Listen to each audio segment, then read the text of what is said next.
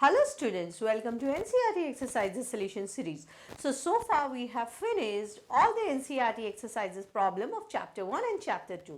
Here we are going to start chapter 3. So let's start the lecture.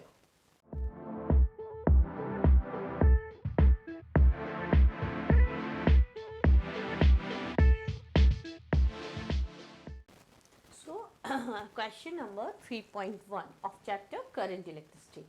So the storage battery of a car has EMF of 12 volt. Given है जो battery है car की उसका जो EMF है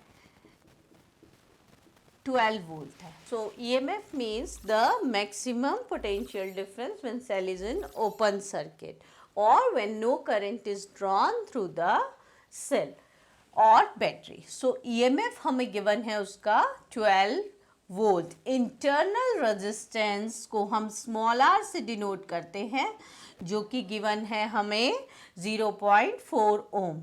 what is the maximum current? Maximum current that can be drawn through the battery. तो maximum current कब हमारा ड्रॉन होगा? जब हमारा कोई रेजिस्टेंस, एक्सटर्नल रेजिस्टेंस नहीं लगा हो सर्किट में. So the maximum current. So what is the formula for I? E equals to R plus R. ये हमारे पास फॉर्मूला है the relation between current and EMF.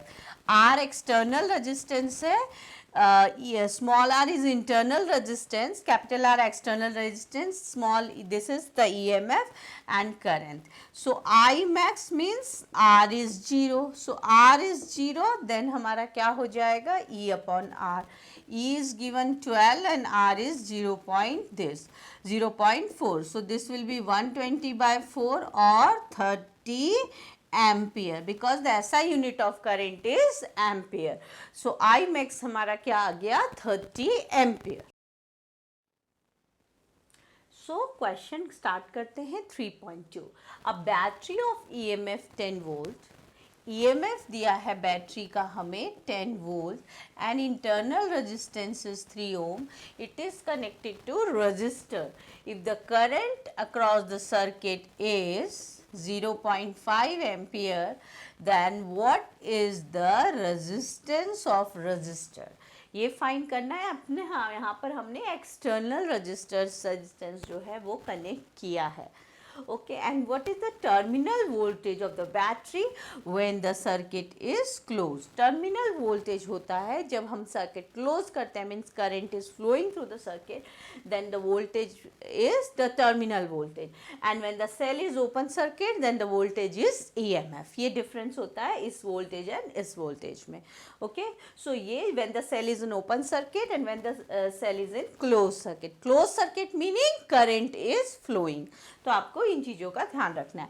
तो देखिए हमारा ये जो कैपिटल आर की वैल्यू, ये तो हमने जो लास्ट अभी फॉर्मूला यूज़ किया था I is equals to E upon R plus R से निकल जाएगा.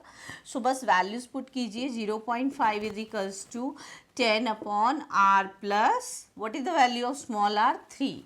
Now just do cross multiplication and find the value of R. This can be written as 5 by 10 लिख सकते हैं हम इसको. 1 by 2 is equals to 10 upon R plus 3. So R plus 3 is equals to 20 और R will be 17. 3 को हम उस side transpose करेंगे. 20 minus 3 which is 17. So हमारा एक्सटर्नल रेजिस्टेंस तो आ गया 17, बट हमें पोटेंशियल टर्मिनल वोल्टेज भी निकालना है. तो देखिए एक आप कॉन्सेप्ट इसके लिए याद रखिए. जो टोटल EMF होता है that is equals to, it is equals to terminal voltage plus potential drop. potential drop मतलब जो हमारा इंटरनल रेजिस्टेंस की वजह से पोटेंशियल है. सो ये हमारा, ये याद रखिए ये statement. The EMF is equals to terminal voltage plus potential drop. ये क्या है? EMF है. ये हमारा टर्मिनल वोल्टेज है and this is potential drop. Okay, so अगर हम ये फॉर्मूला लगाते हैं, so E minus IR will be equals to V, which I need to calculate. So E is how much? 10 minus I is 0.5 and your R is 3. So V equals to current is EMF is 10, yes. So 10 minus this will be how much? 1.5. Okay so हम इसको करेंगे. सो हमारा क्या आ गया? Voltage will be 8.5 sorry volt. Okay so ये मेरा क्या आ गया? This will be my terminal voltage and this is my external resistance जो मुझे कैलकुलेट करना था. तो इस क्वेश्चन के थ्रू आपने दो फॉर्मूला सीखा. ये फॉर्मूला तो हमने क्वेश्चन नंबर 1 में सीख लिया था and this is the new formula that you have learn through this question. So start करते हैं 3.3. सो इस क्वेश्चन में बोला है 3 register 1 ohm, 2 ohm, 3 ohm are connected in series. 1 ohm, 2 ohm, 3 ohm are connected in series. Then what is the total resistance of the combination and if the combination is connected to a battery of 12 volt. बाद में बोला है battery of 12 volt and negligible internal resistance. Then what is the potential drop across each resistor. Okay. So ये मेरे पास है. ये R1 है, R2 है, R3 है. मुझे इसका R इक्वलेंट कैलकुलेट करना है. तो मुझे पता है R इक्वलेंट इसका क्या होगा? 1 + 2 + 3 which is 6 ohm. ओके मुझे पता है जब हम सीरीज में रजिस्टर्स को कंबाइन करते हैं तो the equivalent resistance is R1 + R2 + R3. So that will be 6 ohm. तो R इक्वलेंट मुझे मिल गया. अभी सेकेंड पार्ट में क्या बोला है इसमें कि if the combination is connected to a battery of 12 volt and negligible internal resistance. तो हर किसी के अक्रॉस, इसके अक्रॉस पोटेंशियल, इसके अक्रॉस पोटेंशियल, इसके अक्रॉस पोटेंशियल मुझे कैलकुलेट करना है. अब देखिए since they are connected in series तो हमारा करंट जो होगा, करंट तो सबके अक्रॉस सेम होगा. तो पहले जरा हम करंट कैलकुलेट कर सकते हैं. E/R+R फॉर्मूला होता है. Since the internal resistance is 0 so E is 12/R is 6 ohm. So the current कितना आ गया हमारा इसके across? 2 ohm sorry 2 ampere. So इसके अक्रॉस जो करंट है वो कितना है? 2 एम्पियर. इसके अक्रॉस भी 2 एम्पियर, इसके अक्रॉस भी 2 एम्पियर. तो जब इसके अक्रॉस आपको रेजिस्टेंस पता है, करंट पता है, then you can find the potential also. So जो पोटेंशियल जो है R1 रजिस्टर के अक्रॉस क्या हो जाएगा? IR1. So I is 2 n × 1. तो पोटेंशियल कितना हो गया हमारा R1 रजिस्टर के across? 2 ohm. So similarly potential R2 register के अक्रॉस हो जाएगा हमारा I × R2. ठीक है तो ये हो जाएगा 4 वोल्ट सॉरी वोल्ट. ठीक है V2 वोल्ट. एंड रजिस्टर जो है हमारा कितना पोटेंशियल अक्रॉस R3 कितना हो जाएगा? 2 × what is the value of R3? This. तो 6 वोल्ट. तो पोटेंशियल हमारा कितना हो गया? R1 R2 R3 के across 2 volt, 4 volt and 6 volt.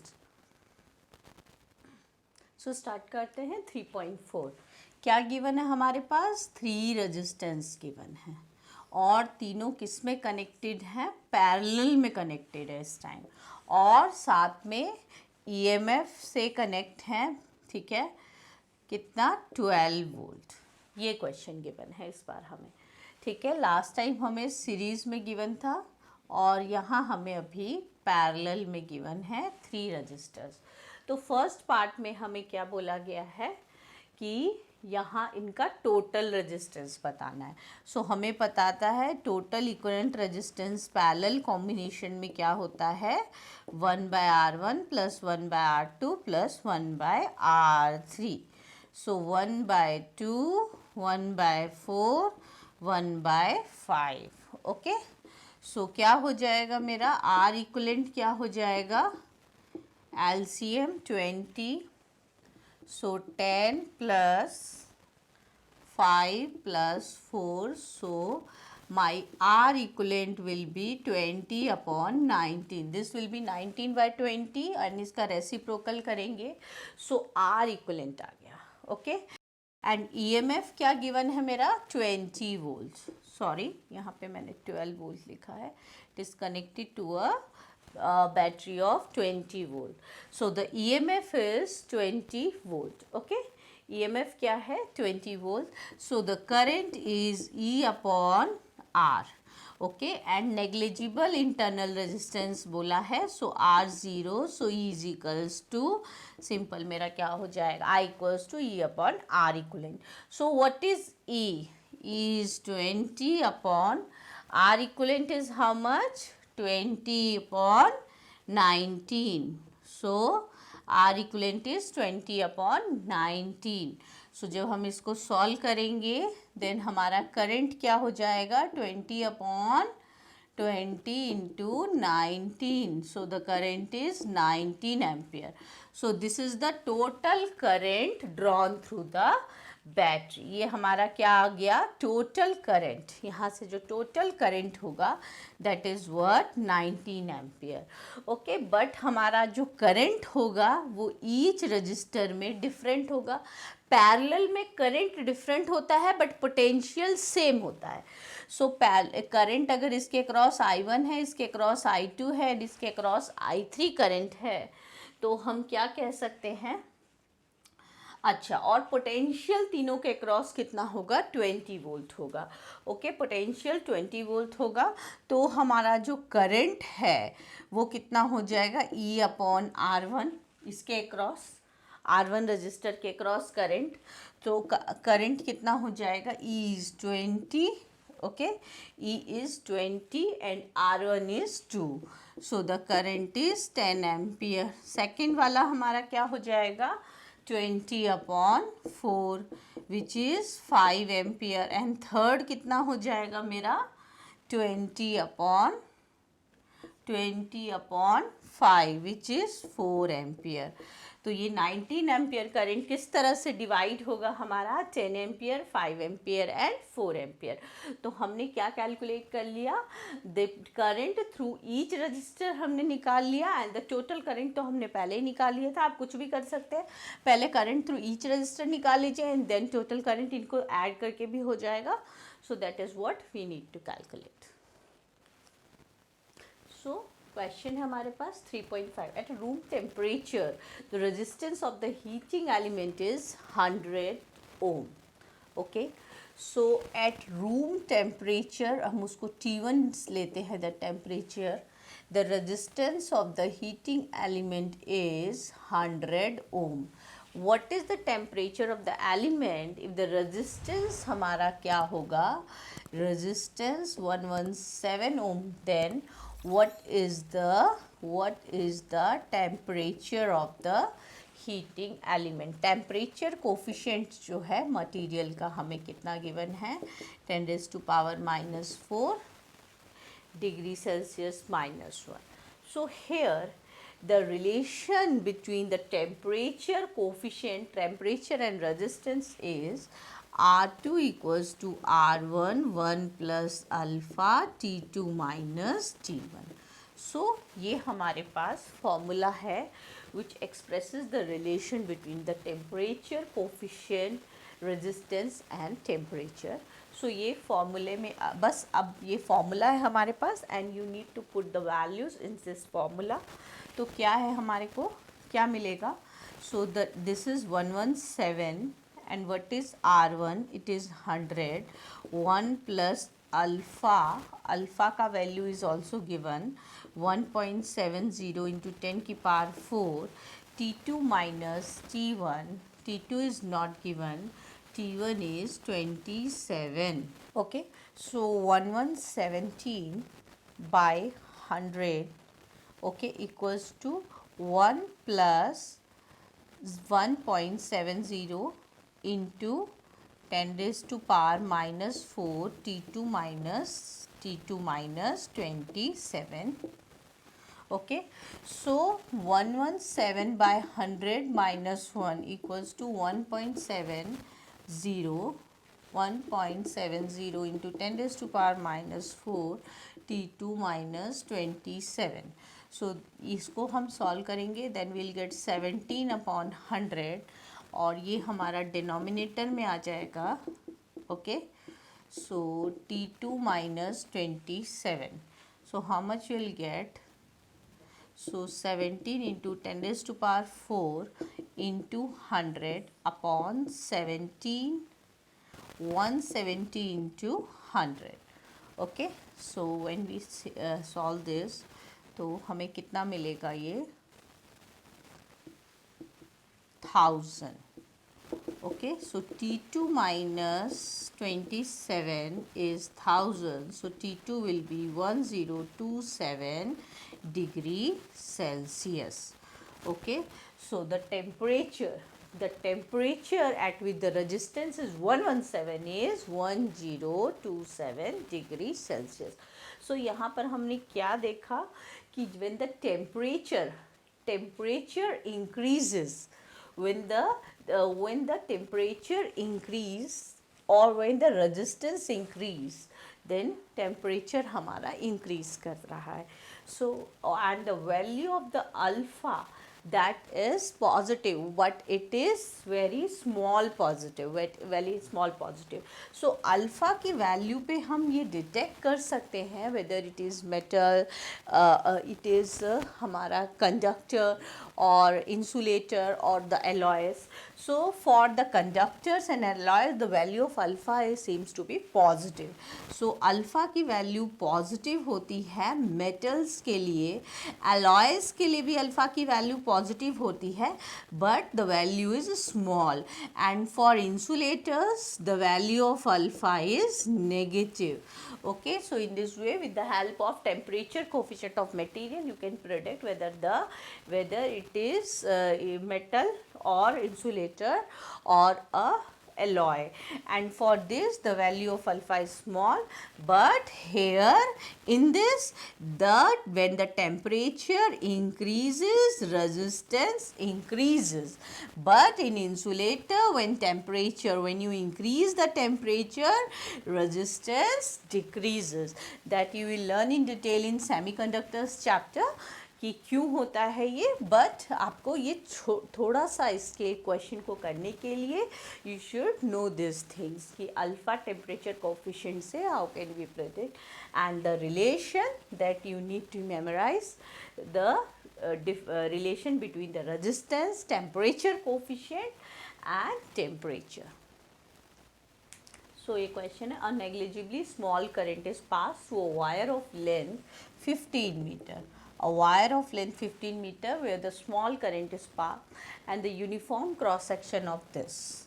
Area is given 6 into 10 raised to power minus 7 meter square and the resistance is 5 ohm. So we need to find the resistivity at the same temperature. Okay. So we have formula R equals to rho L upon A. Law of resistance से formula आया है R equals to rho L upon A. ये formula आपने 10th standard में भी पढ़ा था, तो the same formula R equals to rho L by A. So R A by L equals to rho. Okay, बस अब कुछ नहीं, रजिस्टिविटी हमें कैलकुलेट करनी है and we need to put only the values. हमें क्या करना है, सिर्फ वैल्यूज़ पुट करना है. Length is 15 metre. Okay, so क्या आ गया हमारा 2 into 10⁻⁻7 ohm metre. That is what resistivity. So ये क्वेश्चन है हमारे पास. Question 3.7, silver wire has a resistance of 2.1 ohm. Resistance is 2.1 ohm at temperature 27.5 degrees Celsius. When the temperature is 2.7 ohm, resistance is 2.7 ohm, temperature is 100 degrees Celsius. Temperature coefficient of resistivity that we need to find. तो क्या formula हमने किया था अभी, R2 equals to R1 1 plus alpha T2 minus T1. Here we need to find alpha. सो कैसे कर सकते हैं, 2.7 equals to 2.1 1 plus alpha T2 minus T1.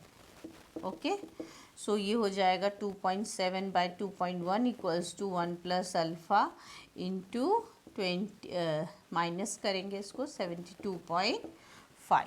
So 27 by 21 minus 1 is equals to 72.5 alpha. So here हम cut कर सकते हैं इसको. Okay, so we'll get how much? 9 minus 7 by 7 equals to 72.5 alpha. 2 by 7, 72.5 equals to alpha.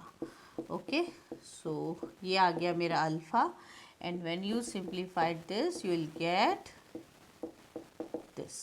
So हमारा जो alpha जो है temperature coefficient, that will be for silver is 0.039 degree Celsius minus 1. That is what the unit for alpha, because here we have considered the temperature. Given temperature is given in Celsius, so the unit is like this. So ये question है हमारे पास. Question 3.8. The heating element using nichrome connected to 230 volt supplies draws an initial current of 3.2 ampere. Voltage किस voltage से connected है? 230 volt and draws an initial current of 3.2 ampere. ठीक है, which settles after few seconds to a steady value of 3.2 ampere. बाद में वो जो है कुछ टाइम बाद जब हमने उसको ऑन किया, टेम्परेचर जो है 3.2 एम्पियर था, but after few second steady value of 2.8 ampere. What is that? Steady temperature of the heating element if the room temperature is 27 degree Celsius. इस पर जो टेम्परेचर है when हमने उसको ऑन किया 3.2 एम्पियर पे, सो टेम्परेचर इज़ 27 डिग्री सेल्सियस. तो after some time जब हमारा करंट ये हो गया है 2.8 एम्पियर, तो हमें टेम्परेचर जो है उस पे बताना है. टेम्परेचर कोफिशिएंट जो है वो हमें ये गिवन है. ओके, ये इंफॉर्मेशन जो है गिवन है. वोल्टेज गिवन है, इस टेम्परेचर पे ये करंट है, इनिशियल रूम टेम्परेचर पे ये है, and after some time temperature हमारा क्या हो गया, चेंज हो गया, और करंट कितना हो गया, स्टेडी टेम्परेचर कुछ चेंज हो गया, एंड द करंट जो है उसके बाद 2.8 एम्पियर हो गया, and the value of alpha is given. तो हमें क्या कैलकुलेट करना है, द वैल्यू ऑफ T2. तो देखिए, we have formula R2 is equals to R1 1 plus alpha T2 minus T1. इस फॉर्मूले में मेरे पास अल्फ़ा है, T1 है, T2 मुझे कैलकुलेट करना है, but I need R1 and R2. तो मैं R1 और R2 जो है इन दोनों के हेल्प से मैं R1 निकाल सकती हूँ. R1 विल बी, हमारे पास फॉर्मूला होता है V इक्वल्स टू RI. सो इस फॉर्मूले का अगर मैं यूज़ करूँगी तो R1 equals to V upon I1 हो जाएगा. So this will B 230 upon 3.2. Okay, and R2 will be 230 upon 2.8. सो ये मेरा क्या हो जाएगा, R1 एंड R2. तो R1 और R2 मेरे पास आ गया है. ठीक है, अब मुझे क्या चाहिए, R1 है मेरे पास इस फॉर्मूले के अकॉर्डिंग, R2 है, T1 है, अल्फ़ा है, and I can calculate T2. After substituting the rest of the values मुझे क्या मिल जाएगा, T2 मिल जाएगा. सो देखिए कैसे कर सकती हूँ, 230 upon 2.8 R2, 230 upon 3.2 which is R1, 1 plus alpha is 1.70 into 10 raised to minus 4, T2 minus T1 is how much, T1 is 27. सो इसको मुझे कैलकुलेट करना है.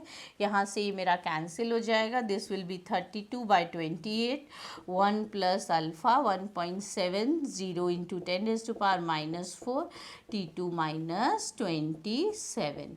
अब देखिए मैं कैसे कैलकुलेट कर सकती हूँ इसको.